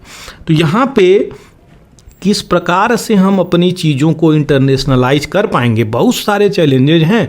उन चैलेंजेस को देखा जाए तो पहली बात कॉन्फिडेंस जनरेट करना पड़ेगा आपके इंटरनेशनल रुपीज़ में कि हाँ इसमें कॉन्फिडेंस है, लोग इस पर विश्वास करें। अब बार बार इसमें डीमोनेटाइजेशन सिस्टम अगर आ जाएगी, 2000 का नोट चला गया, डीमोनेटाइजेशन आ जाएगा, GST बार में चेंजेज आ जाएंगे, किस तो इम्पैक्ट करता हुआ चीज़ें नज़र आएंगी आपके ट्रस्ट को, तो कॉन्फिडेंस ही नहीं बिल्ड कर पाएगा, लोग रुपी पे ट्रस्ट कैसे करेंगे। तो डिमोनेटाइजेशंस भी इम्पैक्ट करेगा, ये सारी चीज़ें इम्पैक्ट करेगी, RBI की पॉलिसीज़ यहाँ पे इम्पैक्ट करती हुई नज़र आएंगी। अभी जो आपको बता रहे हैं ये बहुत ही बड़ी बात है अगर भारत इसको इंटरनेशनलाइज कर लेता है तो, लेकिन जो ट्रेड है ना वो डेली एवरेज यहाँ पे अगर बात करी जाए share of the rupee global foreign exchange market में, तो हमारा 1.6% से ऊपर है ही नहीं, इसी के अप्रॉक्स में चल रहा है। तो 1.6% के आसपास ही है, उसी में हम अपनी चीज़ों को इंटरनेशनलाइज करेंगे। और डॉलर क्या है, कितना स्ट्रॉन्ग तरीके से उभर के आया है, लेकिन भारत का जो रुपी है बहुत वीक है अभी। तो इसी तरीके से इंडिया को भी क्या करना चाहिए, ग्लोबल गुड्स जो ट्रेड है कम से कम 2% से भी ऊपर ले आकर के रखने की ज़रूरत है, और प्रमोट करने की ज़रूरत है। क्या कि हम इसको अगर इंटरनेशनलाइज करेंगे अपने रुपी को, तो हमें हमारे एक्सटर्नल कमर्शियल बोरोइंग जो रुपी में है ये इनेबल हों। तो आप क्या बात कर रहे हैं यहाँ पे, जो हम उधार भी लेंगे वो रुपी में, यहाँ पर बातें बोली जा रही हैं कि इनेबल करें एक्सटर्नल कमर्शियल बोरोइंग, जो भी उधार लें रुपी में लें, और पुश करें एक ऐसी मार्केट इंडियन बैंक को कि जो ओपन रुपी वॉस्ट्रो अकाउंट। ये वॉस्ट्रो अकाउंट क्या है, क्वेश्चंस यहाँ से आया हुआ है, कंफ्यूज नहीं होना है, पूरा डिटेल में क्लियर करूँगा, बिल्कुल भी कंफ्यूज नहीं होना है। अभी आप समझ लीजिए ये वॉस्ट्रो अकाउंट क्या होता है, तब जा कर के आपको समझ में आएगा आगे की चीज़ें। तो यहाँ पे 2 अकाउंट होता है, नॉस्ट्रो वॉस्ट्रो, और एक अकाउंट होता है लोरो। तो सबसे पहले अगर बात करी जाए नॉस्ट्रो और वॉस्ट्रो, तो इनका इटालियन में मीनिंग क्या होता है, आवर एंड योर्स। सीधे नॉस्ट्रो का मतलब होता है आवर्स, वॉस्ट्रो का मतलब होता है आपका, योर्स। तो ये अकाउंट को रिलेट करके देखता है। तो नॉस्ट्रो अकाउंट क्या है, यह एक अपना अकाउंट है जिसमें अपना मनी होता है, अपने देश का मनी होता है। तो ये फॉर एग्जाम्पल यहाँ पे उदाहरण दे दिया हूँ, अगर SBI अपना अकाउंट रखता है कहाँ पे, बैंक ऑफ अमेरिका में, तो बैंक ऑफ अमेरिका में अगर रखेगा विदेश में, तो उसको किस में रखना पड़ेगा, डॉलर में रखना पड़ेगा। इस अकाउंट को नॉस्ट्रो अकाउंट बोला जाता है। वहीं पे बात करी जाए वॉस्ट्रो अकाउंट की, तो ये अकाउंट ऑफ अदर बैंक होता है। यानी अगर इसका एग्जाम्पल दिया जाए तो बैंक ऑफ अमेरिका अगर रखना चाहता है SBI में अपना अकाउंट मनी पैसा, तो यहाँ पे रुपी में रखेगा। इस अकाउंट को वॉस्ट्रो अकाउंट बोला जाता है। लोरो अकाउंट भी कुछ इसी प्रकार का है, it is our account of their money held by you. तो ये चीज़ें याद रखिएगा जो अभी आपको बताया। आप जल्दी से देखेंगे जो चीज़ें चल रही थी। तो रसिया से जो हम ऑयल ले रहे हैं वो अभी भी हम डॉलर में ही डील कर रहे हैं। तो किस प्रकार से जो ट्रांजैक्शंस हो रही हैं वो भी डॉलर में ही हो रही हैं। तो इंटरनेशनलाइजेशंस की कहाँ बातें निकल के आ रही हैं, किस प्रकार से हम डील करेंगे। तो सारी चीज़ों में हमें कम से कम अपने रुपी को इंडल्ज करना पड़ेगा और ये वर्ल्ड वाइड लेवल पर एक्सेप्टेंस करानी पड़ेंगी। तब जाकर के इसको इंटरनेशनलाइज कर पाएंगे। तो इस प्रकार की नेगोशिएशंस रसिया से जो चल रही हैं वह अभी भी बहुत स्लो तरीके से चल रही हैं, और एनुअल रुपी जो सरप्लस है $40 बिलियन की, यहाँ पे अभी बातें बोली जा रही हैं जो कि अभी स्लो गोइंग है। रसिया ऐसा एक्सपेक्ट कर रहा है कि 40 बिलियन के आसपास अगर चीज़ें चलेंगी, अगर बात हो गई तो 40 बिलियन के आसपास सरप्लस चीज़ें चलेंगी। तो ये चीज़ें चल रही हैं, लेकिन अगर आगे देखें इन सब चीज़ों में तो क्या देखा मिलता है हम लोगों को, तो जो करेंसी है इंडियन की, यह रिजर्व करेंसी के रूप में अगर आएगी तो किसी भी कंट्री के पास ये अगर इंटरनेशनल हो जाएगी, इंटरनेशनलाइज हम कर देंगे इसको, तो वो हमारी रुपी में कन्वर्ट करेंगी। रुपी में चीज़ें कन्वर्टिबल मौजूद होनी चाहिए, कैश पैसे मौजूद होनी चाहिए, फॉरेन एक्सचेंज में चीज़ें पैसे होनी चाहिए, ये रुपी की आवश्यकता हो जाएगी। तो जो पैसे, पहली बात तो सबसे पहले ये कन्वर्टिबल होना चाहिए, रीडली इसका यूज होना चाहिए, तीव्र गति से मार्केट में अवेलेबल होना चाहिए, वो भी सफिशिएंट क्वांटिटी में अवेलेबल होना चाहिए। क्योंकि वर्ल्ड लेवल पे अब सोचिए, अगर आप पैसा तैयार कर रहे हैं तो वर्ल्ड लेवल को भी सोच करके आपको तैयार करना पड़ेगा, क्योंकि आपकी करेंसी अब इंटरनेशनलाइज हो गई है। फॉर एग्जाम्पल अमेरिका में बैठे लोगों को ज़रूरत पड़ी तो वहाँ पे एक्सचेंज में जाके ये चीज़ें पैसे लेंगे। मान लीजिए 10,000 करोड़ की ज़रूरत पड़ी ट्रांजैक्शंस में, तो डॉलर में अगर आप नहीं दे रहे हैं तो रुपी में डील कर रहे हैं तो किस प्रकार से होगी, वहाँ तो पैसे नहीं होंगे। तो इन सब सेटअप को भी देखने की ज़रूरत है। India does not permit full capital account convertible, अभी भी India full capital account convertibility नहीं अलाउ कर रहा है। दैट इज, इसका क्या मतलब हुआ, allowing free movement of local financial investment asset into foreign asset और वाइस वर्सा, यानी विदेश से कोई चीज़ें आ रही हैं भारत में, अब भारत से कोई चीज़ें विदेश में जा रही हैं तो ये लोकल फिनेंशियल एसेट के रूप में नहीं जा रही हैं, यानी रुपीस के रूप में नहीं चीज़ें चल रही हैं। तो ये भी चीज़ें होनी चाहिए, तब जाकर के एक्सचेंज सिस्टम में इस करेंसी का सही तरीके से उपयोग हो पाएगा। बहुत सारे लोगों को फियर फैक्टर भी है यहाँ पे कि किस प्रकार से चीज़ें हैं, जब इतना वोलेटाइल है, बार बार डिमोनेटाइजेशन हो जा रहा है, पैसे बंद हो जा रहे हैं, और दूसरी तरफ जो ट्रस्ट की बातें हैं, यूजेस की बातें हैं, अवेलेबिलिटी की बातें हैं, ये किस प्रकार से चीज़ें होंगी। वहीं पे अगर हम चाइना को देखते हैं ना, तो चाइना इसका एक सटीक उदाहरण भी लेके आया। चाइना की करेंसी रेनमिंबी, इस पे हम लोगों को सीखने की ज़रूरत है। ऑनलाइन आर्टिकल यहाँ पे क्या हाईलाइट करता है कि 2004 से पहले रेनमिंबी जो है आउटसाइड चाइना यूज ही नहीं होता था, यानी चाइना में ही रेनमिंबी का इस्तेमाल होता था। लेकिन ये भी इंटरनेशनल करेंसी बन गई है रेनमिंबी, याद रखिएगा। लेकिन 2007 के बाद डिमसम बॉन्ड जारी करता है और यह आरएमडी बॉन्ड मार्केट में उतार के रख देता है, जिसके कारण फिनेंशियल इंस्टीट्यूशन हांगकांग में अलाउ करती हैं क्या कि ये भी डिमसम इश्यू बॉन्ड 2009 में जारी करें। तो ये बॉन्ड भी जारी किया है चाइना, उस प्रकार से डेवलपमेंट किया है, सेटअप तैयार किया है, तब जा कर के ग्रेजुअली धीरे धीरे उसमें हाथ डाला है। लेकिन हमारी कोई प्लानिंग ही नहीं है, हमारी कोई प्लान प्रोसीजर ही नहीं है, हम सीधे इंटरनेशनलाइज कैसे करेंगे। यहाँ पे पहली चीज़ें बताई जा रही हैं, it allow the use of RMB outside China for current account transaction. जो भी करेंट अकाउंट ट्रांजेक्शन्स होते हैं, बड़े बड़े ट्रांजेक्शन्स, जैसे कि कॉमर्शियल ट्रेड में, इंटरेस्ट पेमेंट में, डिविडेंड पेमेंट में, इन प्रकार के पेमेंट को, इन्वेस्टमेंट ट्रांजैक्शंस को ये RMB में करने लगा, जिसके कारण FDI हुई और आउटवर्ड डायरेक्ट इन्वेस्टमेंट भी हुई। तो ये चीज़ें चली। 2009 से चाइना की बात करी जाए तो साइन किया है करेंसी स्वैप एग्रीमेंट। तो ये करेंसी स्वैप एग्रीमेंट हुआ, इसका क्या मतलब हुआ, exchange of N equivalent amount of money, यानी $1 है, डॉलर का साइन क्या है, ये है ना, $1 है, $1 इक्वल टू 80 रुपीज़। अगर अपने देश में रुपी चलता है तो हम इसको रुपी में कन्वर्ट करेंगे, उसकी बातें बोली जा रही हैं। लेकिन डिफरेंट करेंसी, यहाँ पे एक करेंसी नहीं, डिफरेंट करेंसी की बातें बोली जा रही हैं। तो अगर इस चीज़ को हम देखते हैं तो Brazil, United kingdom, Uzbekistan, Thailand, in country के साथ इसका क्या है, व्यापार है, जिसके कारण इनमें डील किया, रेनमिंबी में भी डील किया। इसी तरीके से हम अगर देखें तो अपने भी कंट्री में इन सब चीज़ों को धीरे धीरे करके इम्प्लीमेंट कर सकते हैं, जो कि बहुत ही बेनिफिट होगा भारत को। तो ये क्या किया, चाइना सेंट्रल बैंक को भी अलाउ किया कि ऑफशोर जो भी बैंक हैं, यानी अपने देश से बाहर जो भी बैंक हैं और जो पार्टिसिपेट कर रहे हैं बैंक, वह आरएमबी डेब्ट सिक्योरिटीज़ में भी यहाँ पे चीज़ें चलाई जाए। संघाई में क्या है, तो संघाई सिटी है यहाँ पे फ्री ट्रेड जोन, एक ऐसा जोन जहाँ पे सब लोग बैठ के ट्रेड कर लें। वहाँ पे एफडीआई होता है, फॉरेन डायरेक्ट इन्वेस्टमेंट होता है, चाइना का भी वहाँ पे, उस देश का भी मतलब वहाँ पे इन्वेस्टमेंट होता है। तो एक एरिया होता है यहाँ पे बात करी जाए फ्री ट्रेड जोन, जो वहाँ पे चीज़ें चलती हैं और 24 घंटे यहाँ पे कार्य होती हैं। इस प्रकार की चीज़ें लाया तब जाके फ्री ट्रेडिंग हुई उस देश के नागरिक और दूसरे देश के नागरिक में, यानी ऑन शोर और ऑफ शोर अकाउंट का भी चीज़ें लेकर के आई।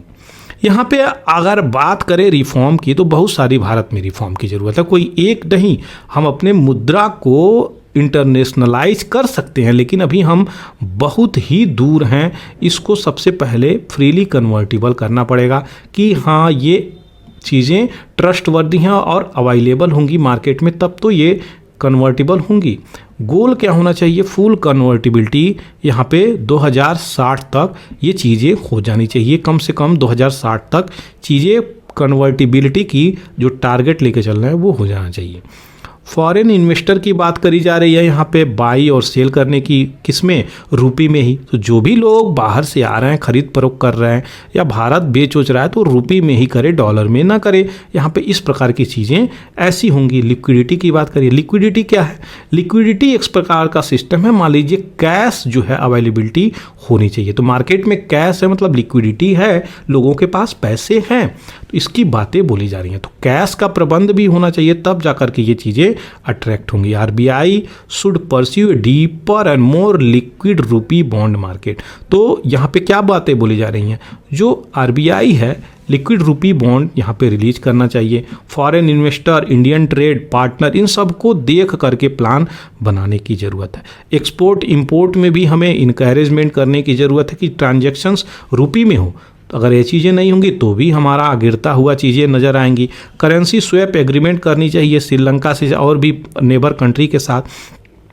डॉलर में अपना यूजेस कम करने की ज़रूरत है। तो इन सब चीज़ों को टैक्स में इंसेंटिव देने की ज़रूरत है, तब जाकर के हम चीज़ों को सही तरीके से लेकर के आएंगे। फिनांस मिनिस्टर अभी जो रिसेंटली करेंसी मैनेजमेंट स्टेबिलिटी की बात कर रही हैं यहाँ पे, तो ये इंश्योर करें कि जो देश में करेंसी आ रही हैं, फॉर एग्जांपल 2000 नोट अभी मालूम है सब लोग विड्रॉ कर लिए, 500 नोट 100 नोट ये विड्रॉ कर लिए गए डिमोनेटाइजेशन के समय। तो डिमोनेटाइजेशन से ऐसे ही आता रहेगा तो लोगों को क्या ट्रस्ट होगा भारतीय करेंसी में, जिसको रुपया बोलते हैं हम, किस प्रकार से होगा। तो ये चीज़ें निकल के आ रही हैं, डिमोनेटाइजेशन इशू निकल के आ रही हैं, भारत के कॉन्फिडेंस को लो कर देंगी। किस कॉन्फिडेंस को, कि लोग कैसे एक्सेप्ट करेंगे फॉरेन के जो भी लोग हैं।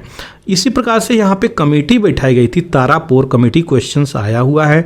ये कमेटी किससे रिलेटेड है, 1997 और 2006 में यहाँ पे रिकमेंडेशन देती है कि क्या, कि परस्यू करे इंक्लूडिंग पुश एंड रिड्यूस करे फिस्कल डेफिसिट, कितने परसेंट है, 3.5% तक। तो यहाँ पे 3.5% से नीचे यहाँ पे रखने की ज़रूरत है। और रिडक्शंस ग्रॉस इन्फ्लेशन में 3 से 5%, reduction in gross banking non performing asset में 5%। यहाँ पे इस सब चीज़ को रखी गई है। ये क्या होता है, एनपीए नॉन परफॉर्मिंग एसेट क्या होता है, बैंक आपको लोन दिया, आप 90 दिन के अंदर उसको इंटरेस्ट भी नहीं भर पा रहे हैं, तो वो क्या हो जाएगा, एनपीए में आ जाता है। तो ये थी सारी डिटेलिंग जो अभी आपको बैंक से रिलेटेड इस सब चीज़ के नेस्ट्रो वेस्ट्रो अकाउंट को लेकर के और इंटरनेशनलाइज रुपी को लेकर के जो अभी मैं दिया।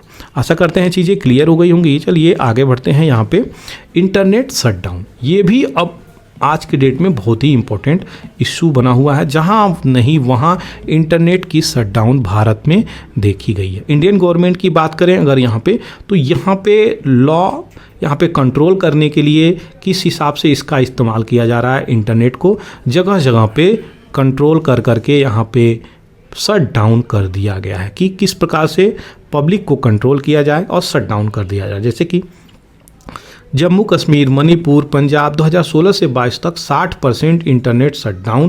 पूरे वर्ल्ड की बात करी जाए अगर, तो world took place in India. तो 60% जो है इंटरनेट शटडाउन भारत में ही हुआ है। तो ये भारत की फ्रीडम और भारत की जो फ्रीडम ऑफ स्पीच और एक्सप्रेशन है, इस राइट्स को लेकर के इशू में आ जाती है।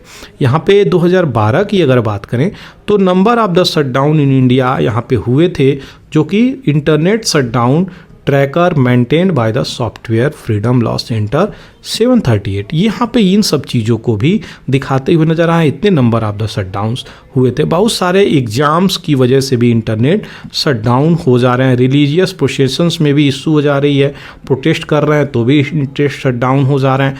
हर प्रकार की कोई कॉन्फ्लिक्ट हो जा रही है, गवर्नमेंट और पब्लिक में बैलेंसेस नहीं बन रहे हैं तो इंटरनेट शटडाउन हो जा रहे हैं। जम्मू कश्मीर में 370 आया, इंटरनेट शटडाउन हो जा रहा है। मणिपुर में प्रोटेस्ट हो रहा है, एथनिक वायलेंस हो रहा है, इंटरनेट शटडाउन हो जा रहा है। दिल्ली में कांड हुआ, इंटरनेट शटडाउन हो जा रहा है उस जून का। तो ये इंटरनेट शटडाउन सलूशन नहीं है। यहाँ पे यही यही एडिटर यहाँ पे बोल रहे हैं कि internet shutdown is not a very good option. What is good option is that you should implement according to rules and regulations enshrined in the constitutions of India. According to the law we have to opt all such things. तो हम जब तक अपने ही fundamental rights को follow नहीं करेंगे तो हम हर फंडामेंटल राइट को ब्रीच करते हुए नजर आए। जैसे कि सीधे मेंशन है फ्रीडम ऑफ स्पीच और freedom of practice any profession. Article 29 क्या कह रहा है? प्रोटेक्ट करेंगे राइट टू लाइफ और पर्सनल लिबर्टी को।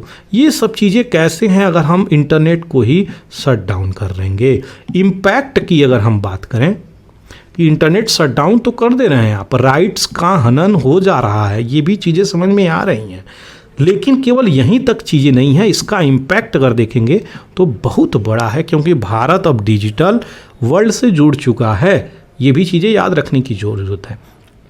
तो right to education, right to exercise, one freedom of access internet, ये सब चीज़ें जो सुप्रीम कोर्ट बोलता है उसको यहाँ पे हैम्पर करता हुआ नज़र आ रहा है, उसका पालन करता हुआ नज़र नहीं आ रहा है। अनुराधा भसीन वर्सेस फातिमा शिरीन वाले केस में इंटरनेट शटडाउन को लेके चीज़ें निकली हुई थी और सर्विलेंस भी कराई गई थी। तो यहाँ पे क्या हुआ था? Access to the internet has to be preserve, ये बातें इस केस में बोली गई थी। केस याद रखिएगा, इम्पोर्टेंट है, ये चीज़ें इस्तेमाल कर सकते हैं। अनुराधा भसीन में ये कोर्ट स्वयं बोला था इंटरनेट शटडाउन ऑप्शंस नहीं है, इसको प्रिजर्व करिए, ये सही बात नहीं है। दूसरी तरफ आर्टिकल 92 में क्या बातें बोली जा रही हैं कि रीजनेबल रेस्ट्रिक्शंस होनी चाहिए। ठीक है, रीजनेबल रेस्ट्रिक्शंस लगा दीजिए, लेकिन परंतु क्या ये नेशनल सॉवरेनिटी, इंटीग्रिटी और डिफेंस के आधार पे, थ्रेट के आधार पे होनी चाहिए, और इसको बार बार किसी एक पर्टिकुलर चीज़ को कंट्रोल करने के लिए आप नहीं लगा सकते। फॉर एग्जांपल, अगर एथनिक वायलेंस है तो वहाँ पे आप इंटरनेट शट डाउन कर दिए। फॉर एग्जांपल, एग्ज़ाम हो रहा है, चीटिंग हो जा रही है, पेपर लीक हो जा रहा है, उसकी वजह से इंटरनेट शट डाउन लगा दिए। ये चीज़ें संभव नहीं है। मतलब फंडामेंटल राइट्स का आप हनन कर कर के ये चीज़ें कर रहे हैं, तो ये चीज़ें संभव नहीं है। शट डाउन की बात कर रहा जाए तो अगर, तो यहाँ पे जो एग्ज़ाम्स को, चीटिंग को रोकने के लिए भी जो शट डाउन किया जा रहा है, कोई आधार वैलिड नहीं है। इन सब चीज़ को देखने की ज़रूरत है, तब जाकर के ये सही तरीके से चलेगी। जो इम्पोज किए जा रहे हैं इंटरनेट शट डाउन, इसकी बात करी जाए तो फंडामेंटल राइट को ब्रीच कर रहे हैं। और जो लोग हैं, पीपल कैन नॉट वॉक, जो कार्य भी नहीं कर पा रहे हैं, टेलीमेडिसिन अगर मंगाना है उनको वो भी नहीं मंगा रहे हैं, तो ये सब इम्पैक्ट में आ जाएगा। ये सब क्या है? लोगों को प्रभाव करते हुए नजर आ। फॉर एग्जांपल, अगर मणिपुर की ही हम बात कर लें तो मणिपुर में इंटरनेट शट डाउन हो गया। इंटरनेट शट डाउन हो गया तो मणिपुर के लोग, दवाई ज़रूरत होगी तो कैसे अमेजोन से मंगाएंगे? दवाई ज़रूरत होगी तो कैसे फ्लिपकार्ट से मंगाएंगे? किसी भी साइट की बात करी जाए, हम किसी पर्टिकुलर साइट से नहीं बोल रहे हैं, जो भी OTT प्लेटफॉर्म है, वेबसाइट है, उसका इस्तेमाल ही नहीं कर पाएंगे। इन्फॉर्मेशंस उनको जानने का हक है, वो भी चीज़ें नहीं ले पाएंगे। बहुत सारी चीज़ें हैं जो OTT के बल पे कार्य करती हैं। OTT क्या होता है? यानी one time password. For example, banking में बहुत सारे कार्य होते हैं OTT में, तो बैंक को भी ठप करना पड़ेगा। OTT अगर ज़रूरत नहीं पड़ी तो अगर आवश्यक पड़ी उस वक्त जब आवश्यक पड़ी और आप इंटरनेट शटडाउन किए हुए हैं तो कैसे लोग कार्य करेंगे, ये भी एक देखने योग्य बातें हैं। उनकी वो कार्य उस वक्त नहीं हो पाएंगी जिसके कारण बहुत सारी प्रॉब्लम नज़र आएंगी। अब ये प्रॉब्लम किस हद तक जाएगी ये हम तय नहीं कर सकते, क्योंकि उस OTT को नहीं मिलने से, यानी वन टाइम जो पासवर्ड आता है नहीं मिलने से उनका कितने डिग्री तक हानि हुआ ये हम नहीं जान सकते। तो यही चीज़ें हैं जो बताई जा रही हैं। मणिपुर हाई कोर्ट यहाँ पे कमेटी बैठाया है कि जो भी यहाँ पे चीज़ें हैं वो possibility of blocking VPN server जो चल रही हैं। यहाँ पे मणिपुर में जब इंटरनेट बैन किया गया तो कमेटी बैठा दी गई, तो ये देखेगा किस तरीके से चीज़ें चलेंगी और VPN सर्विस की मदद से यहाँ पे पर्टिकुलर वेबसाइट को भी हम बंद कर सकते हैं। ऐसी भी चीज़ें बात बोली गई है, ना कि पूरा फुल फ्लेज्ड ब्लॉक नहीं करना चाहिए, यहाँ पे बात बोली जा रही है। बिजनेस जीविका सबकी रद्द होती हुई नज़र आ रही हैं। आज के डेट में बैठे बैठे भोजन आता है, बैठे बैठे सामान आ जाता है, बैठे बैठे हम कोई पिक्चर देख लेते हैं, कहीं जाने की ज़रूरत नहीं है, बैठे बैठे दवाइयाँ आ जाती हैं, बैठे बैठे हम घर पे कोई भी सर्विस ले सकते हैं। जैसे बैठे बैठे हमको किसी को बुलाना हो तो हम इसी सर्विस को ले सकते हैं। फॉर एग्जांपल बाल कटवाना हो वो भी सर्विस बैठे बैठे हो सकती है। फॉर एग्जांपल स्पा लेना हो वो भी बैठे बैठे सर्विस हो सकती है। हर प्रकार की सर्विस ऑनलाइन डाल दी गई है। तो आप समझ सकते हैं अगर व्यक्ति भूखा है तो भी भोजन ऑनलाइन मंगवा सकता है। व्यक्ति को पढ़ना है, जैसे मैं आपको पढ़ा रहा हूँ, तो भी ऑनलाइन पढ़ सकता है। तो हर प्रकार की एजुकेशन से लेके हेल्थ से लेके आपको हर प्रकार की सर्विसेज आपको ऑनलाइन दे गई हैं। Maximum most of the service online आ चुकी हैं आज के डेट की अगर हम बात करते हैं तो किस प्रकार से ये चीज़ें इम्पैक्ट करेंगी ये गवर्नमेंट को सोचने की ज़रूरत है। यही सब उदाहरण यहाँ पर दी जा रही हैं जो कि मैं आपको बताया। हेल्थ केयर, एजुकेशन, ये सब चीज़ें देखने योग्य हैं, तब जाकर के यहाँ पे गवर्नमेंट इंटरनेट को शट डाउन करे, क्योंकि इसको रेस्ट्रिक्टेबल वे में यूज करना चाहिए जो भी गवर्नमेंट शट डाउन कर रही है।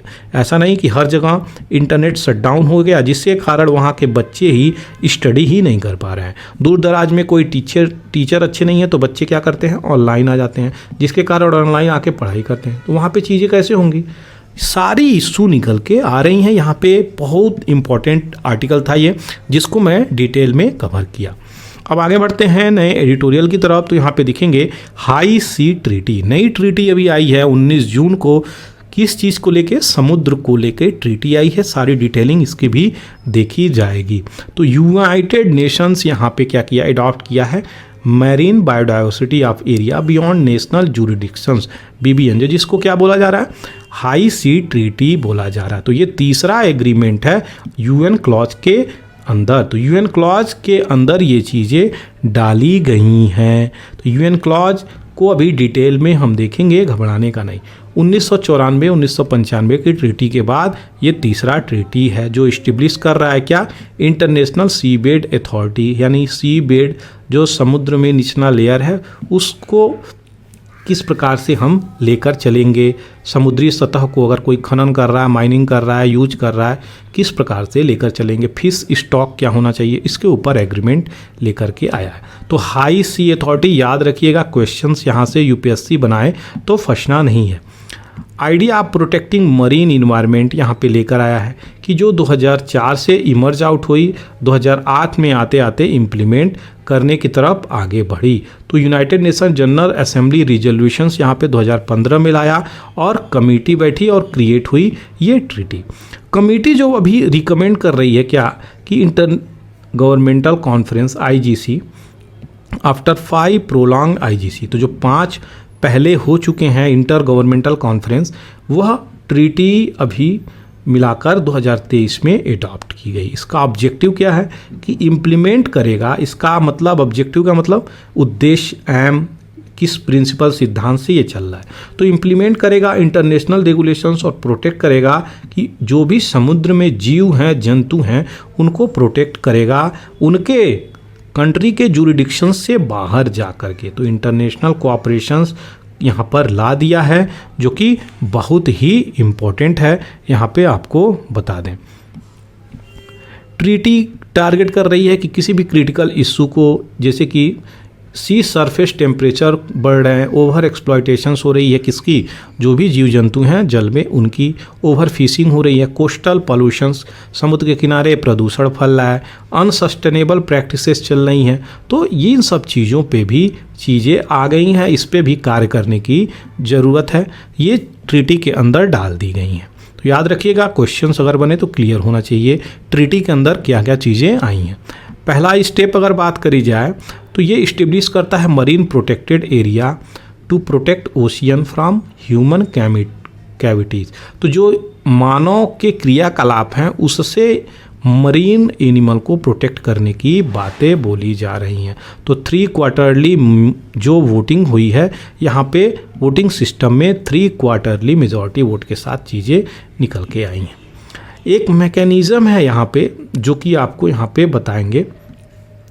ये इस सिस्टम के द्वारा information on marine protected area, marine genetic resources, area based management tool will be open to access for all party. जितने भी कंट्रीज़ हैं यूएन के, उनको सभी को एक्सेस यहाँ पे मिलेगी। तो याद रखिएगा, information on marine protected area, marine genetic resources, area based management tool, ये टूल लेकर के आई है। तो साइंटिफिक एंड टेक्निकल बॉडी भी यहाँ पे होंगी जो इस ट्रीटी और पिलर को देखती हुई नज़र आएगी। तो बॉडी विल बी क्रिएटेड, ये चीज़ें बनाई जाएंगी और जो गाइडलाइंस होगी, जो रूल्स प्रोसीजर्स होंगे, इसको कंट्री फॉलो करती हुई नज़र आएंगी। बहुत सारी ऐसी भी डेवलप कंट्री हैं जो अभी इशू लाया गया, अडॉप्ट करा गया है यूएन के द्वारा, इसको फॉलो नहीं कर रही हैं। क्यों? क्योंकि उनको बहुत सारी चीज़ों में दिक्कत है। यूएसए भी इससे डिनाई कर रहा है, यूएसए भी इन सब चीज़ों को मानने से इनकार कर रहा है। रसिया और चाइना तो सीधे यहाँ पे ये निगलेक्ट कर दिए क्या कि ये फेवर ही नहीं करते हैं इस ट्रीटी को, तो ट्रीटी सेट नहीं बैठता है। क्या बोल रहा है रसिया विड्रू कर रहा है last stage of reaching consensus. तो जो IGC5 हुआ था, यहाँ पे इंटर गवर्नमेंटल कॉन्फ्रेंस हुआ था 5वां, इसको होने से ही पहले इससे बाहर निकल गया और ट्रीटी जो है बैलेंस नहीं करेगी कंजर्वेशन और सस्टेनेबिलिटी को, बल्कि और बढ़ा देगी। ऐसी बातें बोली जा रही हैं। अब थोड़ी सी चीज़ें देखेंगे जो कि क्वेश्चंस आए हुए हैं और काफ़ी इम्पोर्टेंट हैं। उन क्वेश्चंस को अगर हम देखते हैं तो नेशनल एयर स्पेस कहाँ पर आपका देश का हवाई जहाज़ आपके कंट्री में गिना जाता है, कहाँ पर विदेश के स्पेस में गिना जाता है, अंतर्राष्ट्रीय हो जाता है। तो ये बातें बोली जा रही हैं जब आपका कंट्री लैंड ये होता है। यहाँ तक अगर आपका कंट्री लैंड है तो ये इंटरनल वाटर हो गई। 12 नॉटिकल माइल, एक नॉटिकल माइल कितने होते हैं? 1.8 के आसपास, 1.8 किलोमीटर के आसपास 1 नॉटिकल माइल होते हैं। क्वेश्चंस आया हुआ है, तो ये चीज़ें ध्यान रखिएगा। टेरिटोरियल जो सी होता है ये होता है 12 का, अब 12 नॉटिकल माइल कंटिग्यूअस सी होता है। तो ये दोनों इक्वल होते हैं। टेरिटोरियल पहले आ रहा है, फिर बाद में कंटिग्यूअस। क्वेश्चन आ रहा है यहाँ से, इसीलिए मैं बताया हूँ ये सारी डिटेलिंग। अब जो एक्सक्लूसिव इकोनॉमिक जोन है तो याद रखिएगा ये 200 नॉटिकल माइल होता है आपका, कहाँ से? टेरिटोरियल से लेकर के ये काउंट होता है। उसके बाद हाई सीज आ जाते हैं, तो यहाँ से कॉन्टिनेंटल शेल्फ जो कि जियोग्राफिकल टर्म है ये आ जाते हैं। तो ये चीज़ें याद रखिएगा, 200 किलोमीटर की ये चीज़ें होती हैं एक्सक्लूसिव इकोनॉमिक जोन, 12 किलोमीटर की ये होती हैं कॉन्टिग्यूअस जोन। अनक्लॉज की बात करी जा रही है तो इसको भी देखा जाएगा बैकग्राउंड में जाके, क्योंकि क्वेश्चंस बैकग्राउंड से आ जाते हैं। United Nation convention on law of the seas, जिसे लॉ ऑफ द सीज भी बोला गया है, सी ट्रीटी बोली गई है। तो ये एग्रीमेंट एक लीगल फ्रेमवर्क करता है कि किस प्रकार से मरीन और मैरीटाइम की एक्टिविटी को करा जाए। ये रिप्लेस किया गया है पुराना जो लॉ था फ्रीडम ऑफ सी, इसको रिप्लेस करता है जो कि 17वीं शताब्दी में आती है। यह कोई चीज़ें डील नहीं करता कि किस प्रकार से matter of the territorial dispute, इस प्रकार से ये डील नहीं करता कि इसको रिजॉल्व करी जाएंगी इशू ऑफ सॉवरेनिटी के आधार पे। इसमें ये चीज़ें यहाँ पे बताई जा रही है, यानी ये अगर अनक्लॉज है तो ये बॉडी आपकी सॉवरेनिटी को लेकर के डील नहीं होगी। ये इंटरनेशनल कोर्ट ऑफ जस्टिस में जाइए, इसके आधार पे आप जा सकते हैं। तीसरी जो बातें बोली जा रही है यहाँ पे, 3rd united nation conference on law of the sea जो कन्वीन किया गया है क्या, न्यूयॉर्क 1973 में। तो ये 1973 में तीसरा यूनाइटेड नेशन कॉन्फ्रेंस करा गया है। पहला 1956 में हुआ था ये स्विट्ज़रलैंड जेनेवा में, सेकेंड 1960 में जेनेवा में। अनक्लॉज does not deal with the matter of territorial dispute, तो ये आपके अंतरिम टेरिटोरियल डिस्प्यूट को डील नहीं करता है और सॉवरेनिटी को रिजॉल्व करने के लिए जिम्मेदारी नहीं रखता है, जो कि पहले मैं बताया। United nation sustainable development goal 4 की बात करी जाए तो टारगेट करता है conservation, sustainable use of oceans और उसके रिसोर्सेज को, जो कि अनक्लॉज में लीगल फ्रेमवर्क के रूप में आ जाता है। तो ये थी सारी डिटेलिंग जो भी आपको बताया हाई सी ट्रीटी जो अभी हुई है उसको लेकर के। डार्क पैटर्न एक टॉपिक है, इसको देखेंगे। हैरी ब्रेंगुल जो हैं ये डार्क पैटर्न एक रिसर्चर हैं यूनाइटेड किंगडम के, ये डार्क पैटर्न का फ्रेज लेकर के 2010 में आए थे। इसका क्या मतलब होता है डार्क पैटर्न का, तो डार्क पैटर्न बता दें उन चीज़ों को बोला जाता है जैसे कि आप अमेजोन से कोई चीज़ ऑर्डर कर रहे हैं फॉर एग्जाम्पल, और आप अपने कार्ट में कोई चीज़ें ऐड किए, कार्ट में कोई चीज़ें ऐड किए, उसके साथ वो 2 चीज़ें और ऐड कर दिया, तो आप जब उसको देखेंगे अच्छा ये भी चीज़ें आपको पसंद आई तो आप उसे भी ऑर्डर कर लिए, तो ये आपके पॉकेट पे बर्डन है एक प्रकार से और कंपनी प्लस में पहुंच जाती है। तो हैरी ब्रिंगनुल ये 2010 में चीज़ें लेकर के आए थे। ये आज के डेट में बहुत ज़्यादा इश्यू निकल के आ रही है। अभी आपके कॉमर्स मिनिस्टर पीयूष गोयल साहब इस पे लॉ फ्रेमवर्क करने की बातें बोल रहे हैं, इसलिए ये न्यूज़ में है। तो याद रखिएगा स्नीक इनटू बास्केट, ये चीज़ें जो अभी आपको बताया वही सारी डिटेलिंग यहाँ पे दी गई हैं। दूसरी तरफ डिलिमिटेशंस को लेकर भी यहाँ पे आज द हिंदू में निकला हुआ था। कई दिन से मैं ये सोच रहा था कि डिलिमिटेशंस को एक स्लाइड में आपको अच्छे से समझा दूंगा। तो ये सबसे पहले बात करी जाए इसकी मीनिंग की, तो क्या मतलब होता है डिलिमिटेशंस का मतलब क्या है।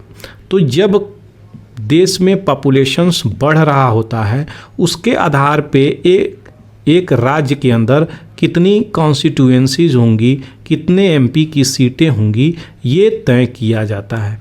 तो पॉपुलेशंस के आधार पे राज्यों में एमपी की सीटें, एमएलए की सीटें तय करी जाती हैं कि ये इक्वल रिप्रेजेंटेशंस हो, लोगों का इक्वल अधिकार होता है तो इक्वल रिप्रेजेंटेशंस भी होना चाहिए, तब जाकर के डिलिमिटेशंस यहाँ पे होता है और इक्वल रिप्रेजेंटेशंस सक्सेसफुल हो जाता है। तो फिक्सिंग लिमिट ऑफ बाउंड्री तो क्या करता है, आपके कॉन्स्टिट्यूएंसीज विधानसभा या जो भी एमपी हैं उनकी सीटों को, बाउंड्री को, टेरिटोरियल कॉन्स्टिट्यूएंसीज की लिमिट को बनाता है कि ये एरिया आपका है। ये सिंपल शब्दों में ध्यान दें तो यहाँ के लोग आपके अंडर में आएंगे अगर यहाँ पे एमपी हैं या फिर एमएलए हैं आप तो इसी को डिलिमिटेशंस बोला गया है। अब देखेंगे डिलिमिटेशंस कमीशंस जो है किसी भी एग्जीक्यूटिव इन्फ्लुएंस में यहाँ पर चीज़ें नहीं आती। Delimitations commission is to work without executive influence. यहाँ पे ये कॉन्स्टिट्यूशनल प्रोसीजर चल रही है। कॉन्स्टिट्यूशंस क्या यहाँ पे मैंडेट करता है कि जो कमीशंस ऑर्डर देगा, जो डिलिमिटेशन कमीशंस बनाया जाएगा, बनाता कौन है इसको, तो प्रेसिडेंट बनाते हैं, याद रखिएगा। तो जो कमीशन ऑर्डर देगा वही फाइनल होगा और उसको चेंज नहीं किया जा सकता, किसी भी कोर्ट में क्वेश्चंस नहीं किया जा सकता और ये इलेक्शन जो है इनडेफिनेटली यहाँ पे होल्ड होगा। It will hold up an election indefinitely. तो ये चीज़ें हैं जो यहाँ पे बोल दी गई डिलिमिटेशन कमीशंस के द्वारा, वह मान्य हो जाएंगी, कोर्ट में चैलेंज नहीं करी जा सकती। ऑर्डर ऑफ डिलिमिटेशंस कमीशंस कोई भी लोकसभा या स्टेट लेजिस्लेटिव असेंबली यहाँ पे जो भी ऑर्डर देती है डिलिमिटेशंस कमीशन, तो ये they can not effect any modifications in order, तो इसमें कोई चेंजेस नहीं लेकर के आ सकते। इक्वल रिप्रेजेंटेशन पॉपुलेशंस की बातें बोली गई और डीसी जो है, डीसी मतलब डिलिमिटेशन कमीशन अपॉइंटमेंट किया जाता है क्या, प्रेसिडेंट के द्वारा, किससे जुड़ के, तो इलेक्शन कमीशन ऑफ इंडिया से मिलकर ये चीज़ें होती हैं। कमीशन मेंबर कौन कौन होते हैं, तो रिटायर्ड सुप्रीम कोर्ट के जज होते हैं, चीफ इलेक्शन कमिश्नर होते हैं, रेस्पेक्टिव स्टेट इलेक्शन कमिश्नर होते हैं। तो ये 3 मेंबर होते हैं, याद रखिएगा, क्वेश्चंस पूछा हुआ है। आर्टिकल 82 जो कि पार्लियामेंट्री सिस्टम से इनेक्ट करने के लिए आपको अधिकार देती है कि डिलिमिटेशंस लाइए। आप किस लेवल पे? पार्लियामेंट्री लेवल पे यहाँ पे बात बोलिए, इंडिया के लेवल पे। वहीं पे आर्टिकल 170 स्टेट के लिए लागू होता है, यानी असेंबली के लिए बातें करता है। 82 एमपी के लिए बातें करता है। डिलिमिटेशन एक्ट कब आया? तो ये क्वेश्चन पूछा गया है। 1952 में आया, 4 बार आ चुका है, 52, 63, 73, 2002 में। और जो है कोई भी डिलिमिटेशंस 1991 से यहाँ पर नहीं आया है।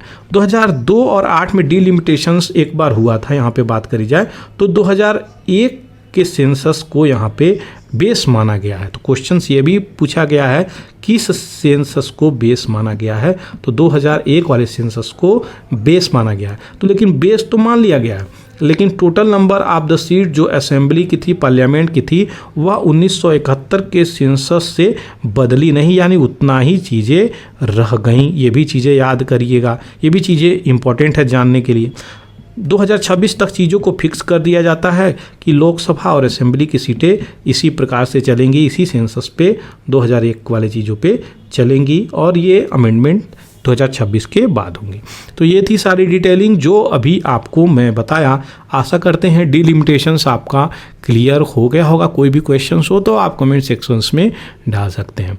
Thank you for watching the Hindu editorial analysis bye पूरा एकेडमी। जय हिंद, जय भारत।